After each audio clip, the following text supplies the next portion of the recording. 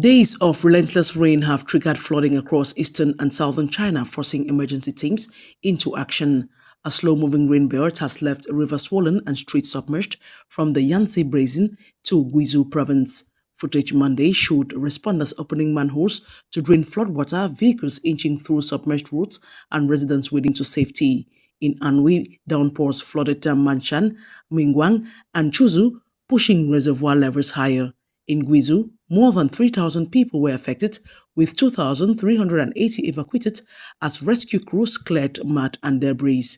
China's National Meteorological Center warns of more heavy rain through Wednesday, with risks of flash floods and landslides in Guangxi, Guizhou, and Hunan. Residents are urged to heed alerts and travel with caution. At least 15 people were killed when fire ripped through a 3-story commercial building in Lucknow's Aliganj area Monday. Footage showed the gutted structure, with police cordoning off the site as rescue efforts unfolded. Witnesses described students and others trapped inside, some jumping from upper floors to escape the flames. Dozens were injured as thick smoke swept through the building, which housed a coaching center, gaming zone, pet shop, and veterinary clinic. Authorities have launched an investigation, arresting 4 people and suspending 4 officials. Prime Minister Narendra Modi expressed condolences and announced compensation of 200,000 rupees for families of the dead and 50,000 rupees for the injured.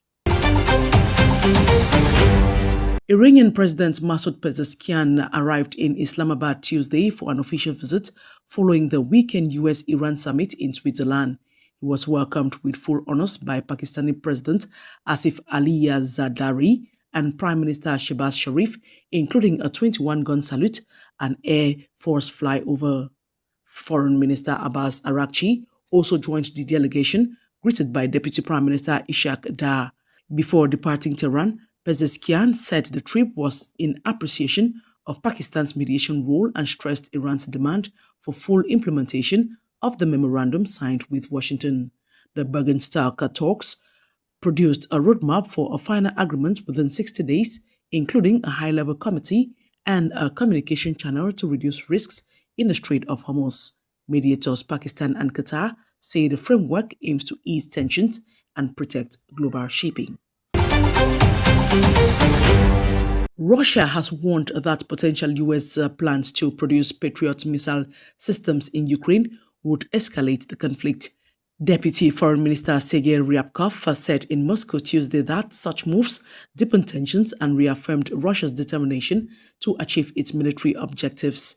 U.S. media recently reported that President Donald Trump may ask defense companies to set up licensed production in Europe and Ukraine. Ryabkov called the behavior of U.S. allies deeply destructive and dangerous for global security, while criticizing London and Paris. The comments come after last year's talks between Trump and President Vladimir Putin in Alaska, where both leaders discussed a peaceful settlement in the Ukrainian crisis. Russian President Vladimir Putin has dismissed Ukrainian President Volodymyr Zelensky's recent open letter as offering no real basis for peace talks. Speaking at a military academy ceremony in Moscow Tuesday, Putin said such appeals only create potential for further conflict, citing a recent attack on Starobersk. He warned that Western attempts to inflict a strategic defeat on Russia are pointless, adding that countries seeking good relations with Moscow understand the risks of escalation. Earlier this month, Zelenskyy called for direct talks, but Putin responded at the St. Petersburg Economic Forum that he saw no point in meeting, insisting any agreement must be long-term. Russian President Vladimir Putin has accused Western nations of openly preparing for war with Moscow. Speaking at a Kremlin ceremony for military academy graduates Tuesday, Putin said NATO and EU leaders are boosting defense budgets under what he called false claims of a Russian threat. He argued the West creates dangers for Russia, forcing defensive measures, then blames Moscow to justify its own militarization.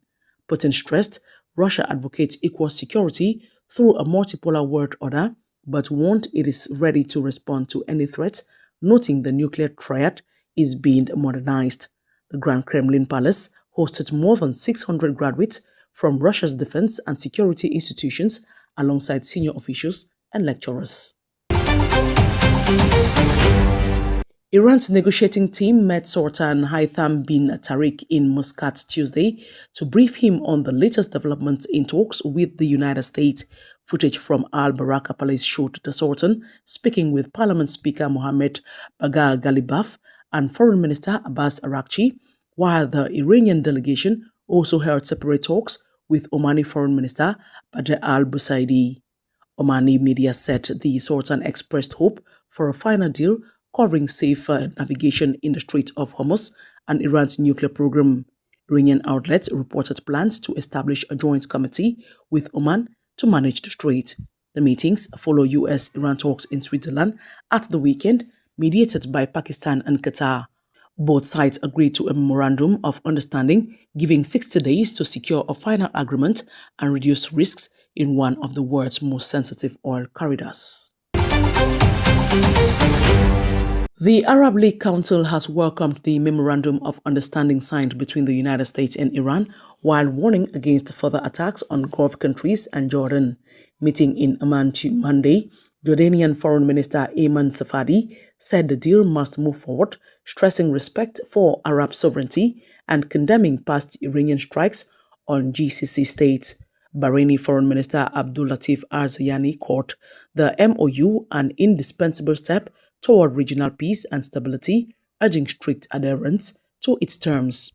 The ministerial session follows the launch of 60 days of US-Iran negotiations in Switzerland, mediated by Pakistan and Qatar.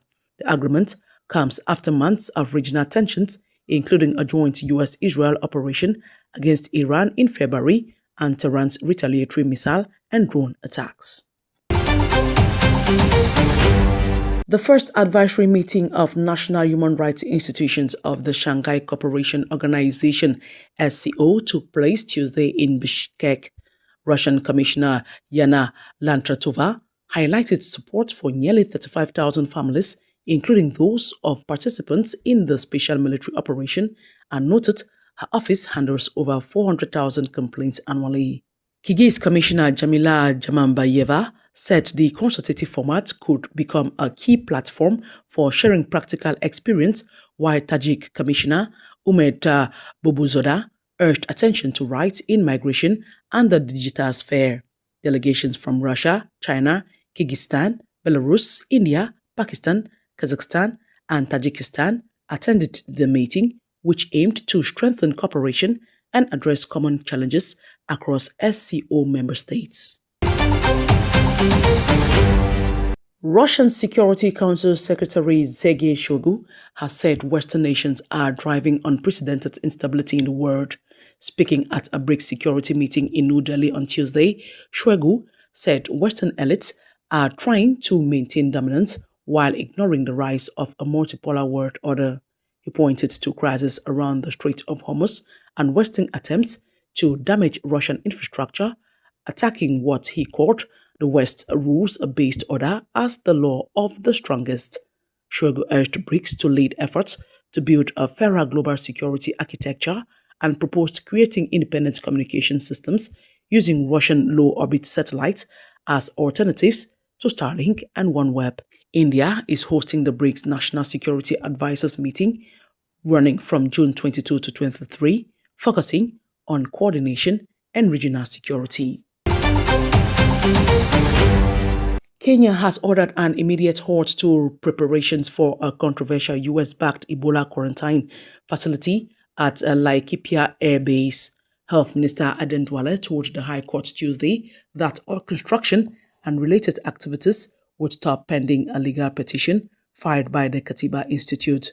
The petition argues the project was developed without public consultation and poses health risks. The facility was intended to quarantine US citizens evacuated from the Democratic Republic of Congo during its Ebola outbreak, but the plan sparked protest, with critics warning Kenya has never recorded a case of Ebola and opposing the idea of bringing potential carriers into the country. The government continues to face scrutiny over its health cooperation agreements with Washington. South Africa's Supreme Court of Appeal has ruled that former Zambian President Edgar Lungu can be buried in South Africa, overturning an earlier decision that allowed his body to be repatriated for a state funeral in Lusaka.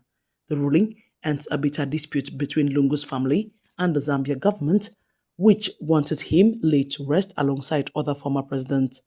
Judges said it was clear Lungu considered himself persona non grata in Zambia and feared he would not receive a dignified send-off under his successor, Hakainde Hichilema.